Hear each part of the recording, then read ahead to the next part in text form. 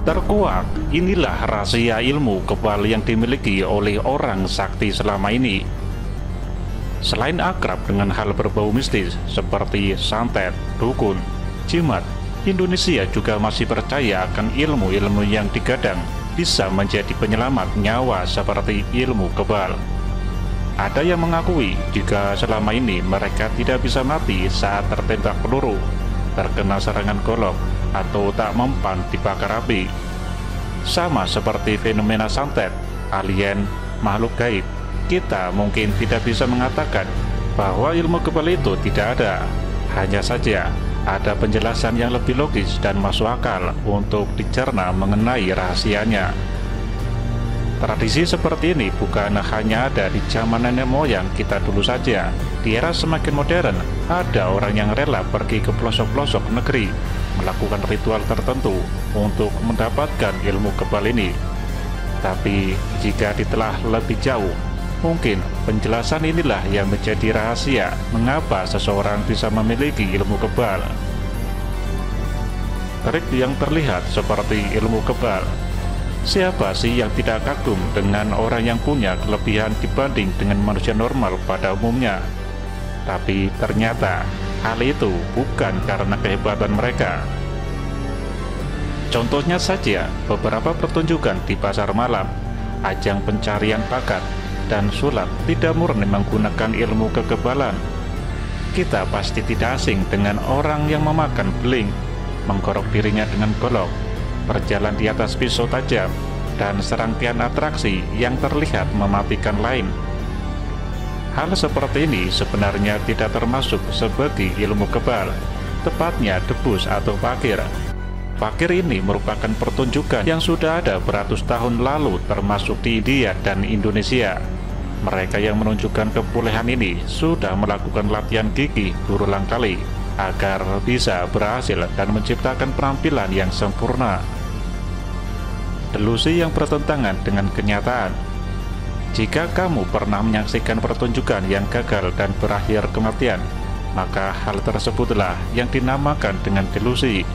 Sederhananya, ilmu kebal itu sebenarnya bukan menciptakan fisik tahan banting alias kebal yang bertentangan dengan hukum alam, tapi ilmu kebal adalah latihan ketahanan mental melalui serangkaian ritual seperti pembelajaran mantra, puasa, dan sebagainya. Dengan melakukan hal tersebut, seseorang akan tersugesti jika ia memiliki sesuatu dalam dirinya.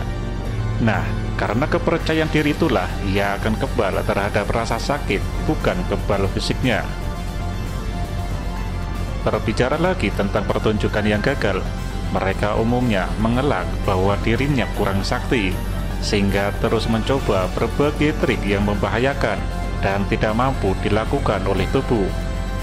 Kisah nyata bahkan pernah terjadi kepada salah seorang anggota bela diri keras sakti di Nusa Tenggara.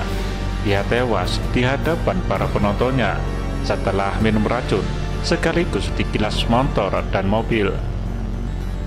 Bantuan jin yang biasanya meminta imbalan. Sama seperti ilmu santet, ada orang yang ingin mendapatkan ilmu kebal melalui jalan pemujian setan. Hal ini misalnya dengan mendatangkan dukun untuk kemudian diajarkan ilmu tersebut, tapi ditukar dengan imbalan tertentu.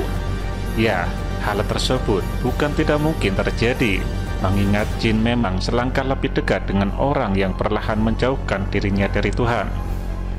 Bukankah kita sering melihat orang yang kesurupan? Dalam kasus orang yang kesurupan, mereka dirasuki jin dengan paksa. Berbeda dengan orang yang memiliki ilmu kebal karena keinginan mereka sendiri. Rahasia kekebalan yang biasanya didapat dari para dukun ini juga setimpal dengan imbalan yang harus mereka bayar, dan pastinya merugikan manusia. Tak jarang orang dengan ilmu kebal ini mempersembahkan tumbal, sesajen, dan persembahan lain untuk tetap mempertahankan kekebalan mereka. Pengamalan ilmu yang bisa berakhir dengan gangguan jiwa. Rahasia terakhir dari ilmu kebal adalah ajian atau mantra tertentu, baik dipelajari dari seorang guru ataupun didapat dengan cara otodidak. Tapi cara terakhir ini lebih banyak gagalnya daripada berhasil. Sudah bukan hal aneh lagi jika ada seseorang yang gagal dalam menerapkan ilmu hitam. Nah, salah satunya adalah pengamalan ilmu yang salah, sesuatu yang tidak pernah dijajakan atau disuruh secara resmi untuk diamalkan, biasanya akan berdampak buruk kepada orang tersebut. Misalnya, karena terlalu berambisi untuk mempelajari ilmu kebal, seseorang mendawamkan atau amalan rutin bacaan dari sebuah kitab.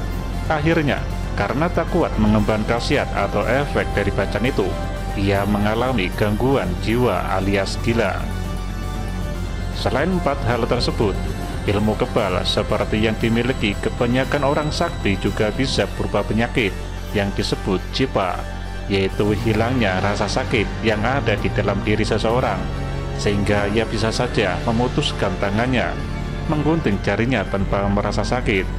Namun, terlepas dari ada atau tidaknya ilmu ini adalah hal yang tidak perlu kami terapkan, apalagi jika hanya untuk gaya-gayaan dan pamer.